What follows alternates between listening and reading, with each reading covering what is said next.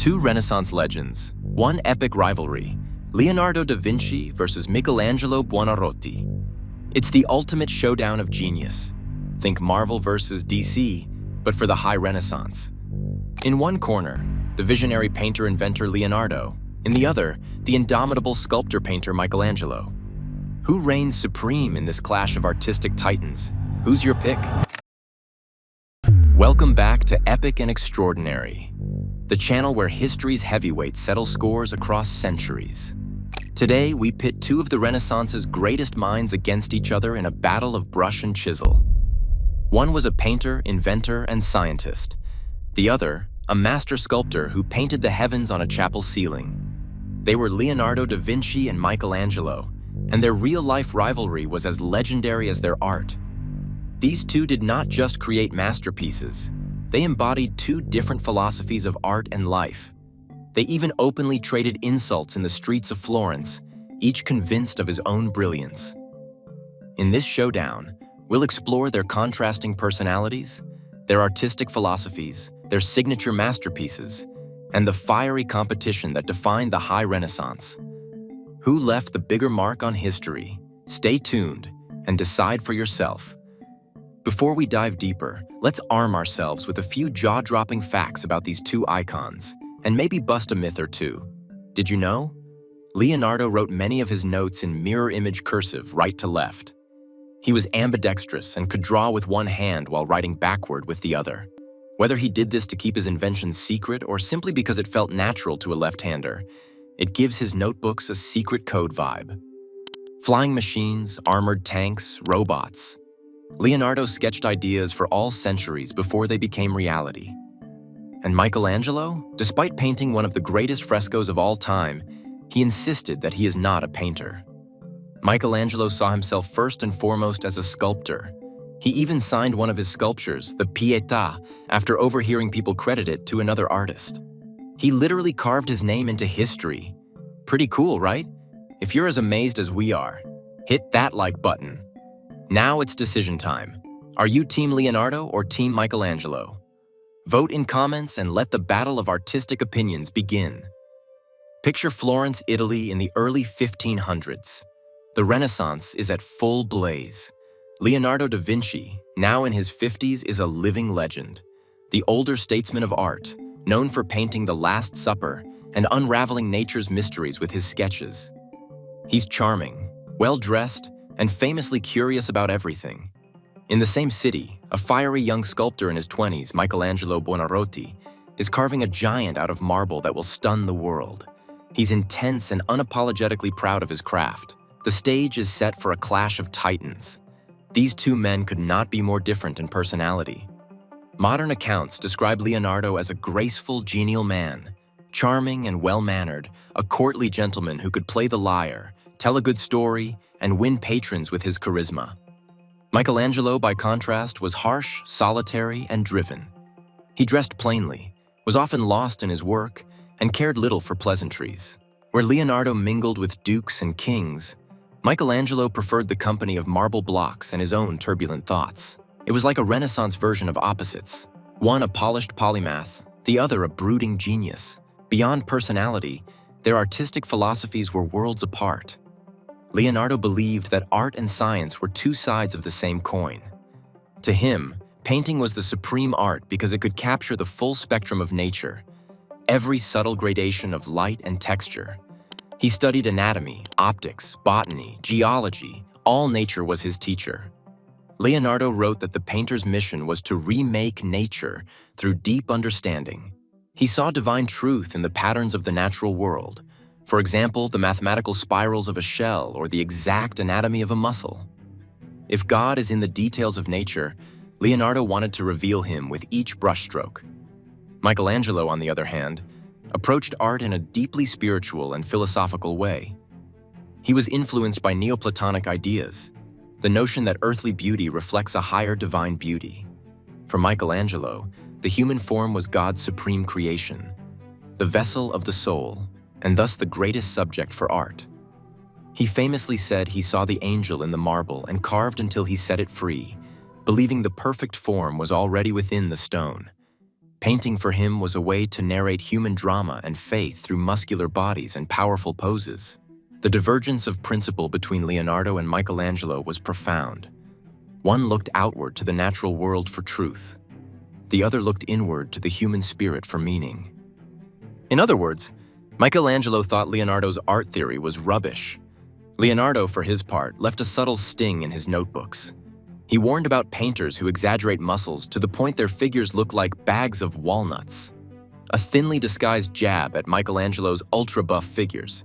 Through writings and remarks, each one essentially said, "My art form rules, yours drools." The battle lines were drawn.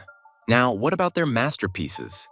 Let's compare some of their most iconic works to see how their styles stack up head-to-head. Leonardo's Mona Lisa, perhaps the most famous painting in the world, exemplifies his subtle genius. In this small portrait, he achieved an almost lifelike presence. The Mona Lisa's subject, Lisa Gherardini, seems to look right at you with that enigmatic smile, a delicate expression that has mesmerized viewers for centuries. Leonardo's mastery of sfumato, soft, smoky blending of tone style, gives her face a lifelike softness with no harsh outlines. It's as if she emerges naturally from shadow and light.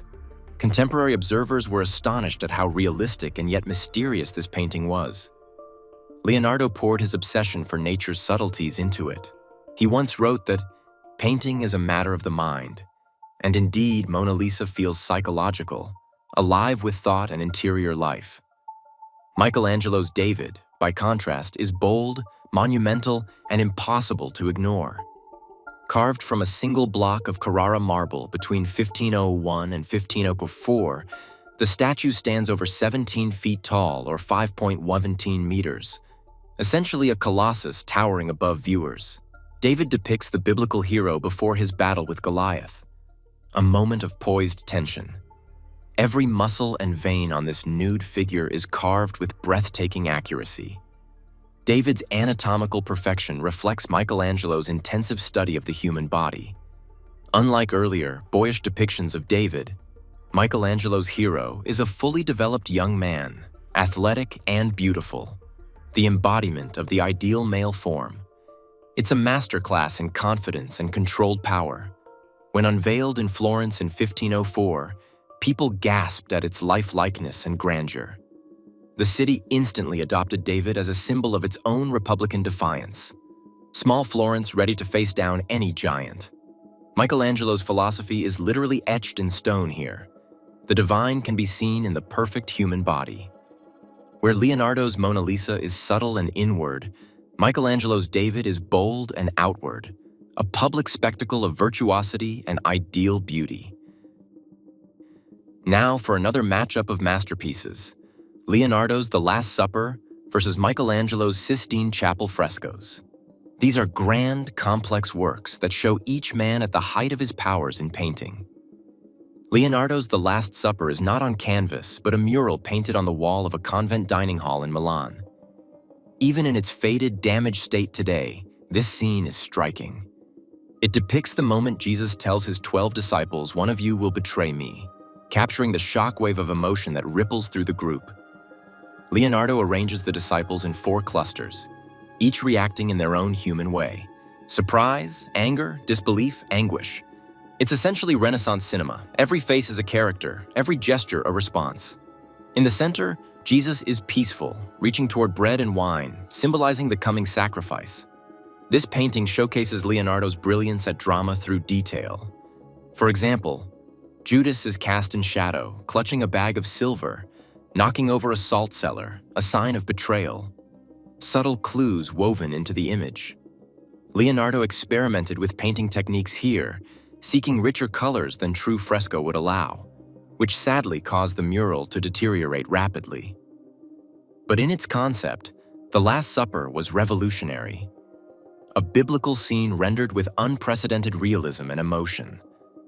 It's as if Leonardo paused a sacred play at its most intense moment. The result is both awe-inspiring and intimate, inviting viewers to emotionally participate in that tense supper. Michelangelo's Sistine Chapel ceiling represents the opposite approach. Not intimate restraint, but explosive grandeur on a colossal scale. High atop the Pope's Chapel in Rome, Michelangelo painted over 300 figures onto an enormous ceiling, covering about 5,000 square feet with frescoes of the Book of Genesis. The most iconic panel is the creation of Adam, where God, born by angels, stretches out his finger to give life to Adam, who reclines, reaching back languidly with his left hand. Between their fingers lies all the tension of man's creation. This one image has become as famous as the Mona Lisa. Michelangelo's figures throughout the ceiling are muscular, dynamic, and monumental. Spiritualists and prophets twisting in complicated poses, God sweeping across the skies, naked youth framing the scenes. It's a riot of human form and bold color, showcasing Michelangelo's sculptor's mindset applied to paint. Remarkably, he accomplished this while standing on scaffolding, painting above his head for 4 years. A truly backbreaking feat. Michelangelo, who had never painted frescoes on such a scale before, basically willed this masterpiece into existence through sheer determination and genius. He imbued each figure with sculptural weight and emotional intensity, turning the ceiling into a vast human drama of the fall and the flood, creation and temptation. The Sistine Chapel ceiling is often called the greatest painting achievement in history, and it made Michelangelo's contemporaries proclaim him Il Divino, the Divine One. It's ironic that the man who said, "I am not a painter," created perhaps the most epic painting ever. But again, it reflects his philosophy. He made the human body the hero of every scene, from Adam's outstretched arm to Noah's straining muscles. As these masterpieces show, Leonardo and Michelangelo approached art from opposite ends. Leonardo's art is about subtlety, observation, psychology, the seen world. Michelangelo's is about grandeur, spirit, and the heroic body, the ideal world. Both approaches resulted in some of humanity's most treasured creations. But what happened when these two titans actually went head-to-head in real life? History gives us a fascinating tale of rivalry. The rivalry between Leonardo and Michelangelo came to a head in Florence in 1504. The city's rulers decided to decorate the Great Council Hall, Palazzo Vecchio, with massive battle murals celebrating Florentine victories. Who better to do this than the two greatest artists around? Leonardo, fresh from Milan, was commissioned to paint the Battle of Anghiari, and Michelangelo was commissioned to paint the Battle of Cascina on the opposite wall. It was an unprecedented duel of masterpieces in the making, basically the Renaissance version of a comic book crossover event. Except these two weren't exactly friendly collaborators. Imagine the scene: two giant frescoes in the same room by two egos who genuinely believed they were the best on earth. All of Florence buzzed with anticipation. Leonardo and Michelangelo set to work, and their visions of battle were as different as night and day. Leonardo, ever the realist, envisioned the Battle of Anghiari as a chaotic whirlwind of men, horses, dust, and fury. He planned a composition of violent clashing knights and writhing soldiers. In his notes, Leonardo described how to paint a battle in vivid detail. With dust and smoke in the air, the flash of arms, mud mingled with gore. It would be a filmic vision of war. Michelangelo, by contrast, approached the Battle of Cascina as a study of the human form under sudden stress. He chose the moment when Florentine soldiers, bathing in a river, are ambushed, a scene of human alarm. In his design, naked men scramble out of water, muscles taut, faces in shock as a trumpet sounds the call to arms. No elaborate landscape or swirling smoke. Michelangelo's focus was entirely on the bodies, torsos twisting, limbs grappling for clothes and weapons. It was a showcase for his anatomy skills and the expressive power of the nude figure. In essence, Leonardo's battle was about the chaos of nature and war, while Michelangelo's was about the drama of the human body. The two approaches couldn't be more different, and had these frescoes been finished side by side, people realized they would witness a clash of styles like never before. Now imagine being a fly on the wall in that hall while both are working. Leonardo, the seasoned master in his 50s, is painting in experimental oils on the plaster. On the opposite scaffold, Michelangelo, the fiery prodigy, is sketching giant figures on the intonaco, working with furious energy. Perhaps they glance at each other from time to time with thinly veiled contempt. Michelangelo had already publicly scorned Leonardo. There's an account of an encounter by a Florentine bench where Michelangelo vigorously told Leonardo to explain a passage of Dante himself, then mocked him for failing to cast a bronze horse, leaving Leonardo blushing. You can bet that tension hung in the air. One can almost hear Michelangelo muttering about Leonardo's slow, perfectionist delays, and Leonardo sighing about that arrogant young sculptor. It's like a Renaissance art rap battle, with paint and charcoal instead of mics. It's creating side by side, egging each other on through sheer rivalry. The pressure must have been enormous. Each wanted to outshine the other and claim the title of greatest artist of the age. This was the closest thing to an artistic duel the world had ever seen. But then, fate intervened. The showdown ended not with a bang, but with whimpers. Leonardo's experimental technique proved disastrous. His Battle of Anghiari started to melt off the wall, since the oil paints didn't set properly on plaster. Around the same time, Michelangelo was abruptly summoned to Rome by Pope Julius II in 1505. He had to abandon the project to go sculpt the Pope's tomb, and later paint the Sistine Chapel. Leonardo, frustrated with his mural's technical failure and with politics shifting, left Florence in 1506 to return to Milan. The Florentine government, disappointed, never saw the great duel completed. The wall paintings remained unfinished and eventually were lost to history except for sketches and copies. It's as if our two champions stepped into the ring, but the match got called off at the last minute. What a tease. Had those murals been completed, art history might have had a clear visual verdict on their contrasting genius. Instead, we're left with tantalizing fragments. A few drawings of writhing horses and soldiers from Leonardo, and Michelangelo's famed cartoon drawing of muscular nude soldiers from his composition. The council hall showdown fizzled before either could claim victory. Yet even in unfinished form, the impact was felt. Younger artists like Raphael snuck in to study these cartoons and were awestruck. The rivalry indirectly pushed the whole Renaissance forward. Each man's presence challenged the other to new heights. Michelangelo, for instance, was highly aware of Leonardo's accomplishments. When he returned to Florence in 1501, he likely saw Leonardo's works, and it influenced his own, as art historians note that Michelangelo's early paintings picked up some of Leonardo's dynamic composition ideas. Leonardo, for his part, took notice of Michelangelo's David, even sketching a more muscular version of it. In a way, each made the other better. Their competition was a crucible that refined their art. And they kept competing, at least in the eyes of their contemporaries. Patrons and historians of the time loved to draw comparisons, debating who was the true genius of the age. The rivalry even extended to bragging rights. Florence had Leonardo and Michelangelo. Rome later got Michelangelo and Raphael. It was like a Renaissance talent draft.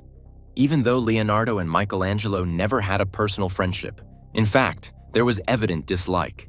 Together, they loom in history as dual icons, two different flavors of genius that defined what Renaissance artist means. Now, dear viewers, it's time for your verdict. Who do you think left the bigger mark on history? Was it Leonardo da Vinci, the archetype of the Renaissance man, whose notebooks span art, engineering, anatomy, and beyond? Whose Mona Lisa and Last Supper have become cultural icons? Or was it Michelangelo, the embodiment of artistic mastery, who reshaped our concept of beauty with David and reached to the heavens with the Sistine Chapel? Perhaps you admire Leonardo's scientific imagination and feel his diverse genius made the broader impact. After all, his name is synonymous with invention and creativity. Or maybe you believe Michelangelo's sheer artistic output and influence on the course of Western art like sculpture, painting, architecture was greater. He's the guy who literally redesigned Rome's skyline with St. Peter's Dome, after all. Who gets your vote for ultimate artistic titan? Let us know in the comments who and why. This is a debate that has been raging for 500 years, and there's no right answer, which makes it all the more fun to discuss. What an epic journey through genius and rivalry. In the end, Trying to declare a winner between Leonardo da Vinci and Michelangelo is a bit like comparing fire to water, each powerful in its own way. Leonardo's legacy is one of breadth. He revolutionized painting techniques, advanced scientific knowledge. Though unpublished, his anatomical drawings and engineering sketches were centuries ahead of their time and left us with an enduring image of the artist as inventor and thinker. He showed that art could capture the full complexity of nature and human emotion, and in doing so, became a symbol of the Renaissance spirit of inquiry. Michelangelo's legacy is one of depth. He poured his soul into perfecting the human form, whether in marble or in paint, and achieved feats of creative will that still drop jaws to the floor. He elevated sculpture to an almost godlike creation and gave the world images of transcendent beauty and power. His name itself has become shorthand for artistic perfection. A Michelangelo means a masterpiece. Both men, in their own style, changed not just art, but the way we think about human potential. They proved that an individual armed with imagination and skill can create works that stand outside of time. Even their contemporaries knew they were witnessing something special. Vasari, the biographer of Renaissance artists, basically hero-worshipped them and ensured their legends would be passed down. Today, their impact is everywhere. From countless books, movies, and yes, even those teenage mutant ninja turtles named Leonardo and Michelangelo, their cultural footprint spans high to pop culture. 5 centuries later, we still measure artistic genius against these two. In popular imagination, Leonardo and Michelangelo often represent two halves of the ultimate creator. One is the dreamer scientist, the other the driven, soulful craftsman. Together, they embody the full range of what the human mind can achieve. Perhaps their real legacy is that we don't have to choose. We can stand in the Sistine Chapel gazing up at Michelangelo's sublime vision and walk into the Louvre to be quietly mesmerized by Leonardo's Mona Lisa and simply be grateful both existed. Their rivalry, as epic as it was, gave us a double gift of genius. So, in the clash of these titans, the true winner is history. The world was never the same after Leonardo da Vinci and Michelangelo. They left an indelible mark on art, science, and culture that inspires us to this day. Their lives remind us that greatness comes in many forms, meticulous or passionate, gentle or ferocious. And when great minds compete, they can spur each other to even greater heights. In the spirit of the Renaissance, let's celebrate both these towering figures and keep the debate alive. After all, contrasting viewpoints are what spark new ideas, just as Leonardo and Michelangelo sparked off each other. The clash of the artistic titans may be over in our story, but its echoes will sound for ages. If you enjoyed this epic art showdown, be sure to smash that like button and subscribe to Epic and Extraordinary for more legendary face-offs. We have plenty more battles brewing between history's giants, and you won't want to miss them. Who knows? Maybe we'll do Einstein versus Newton or Beethoven versus Mozart next. Tell us in the comments which matchup you want to see. And don't forget to share this video with your fellow history or art buffs to stoke the debate. Thank you for watching, and until next time, stay epic and extraordinary.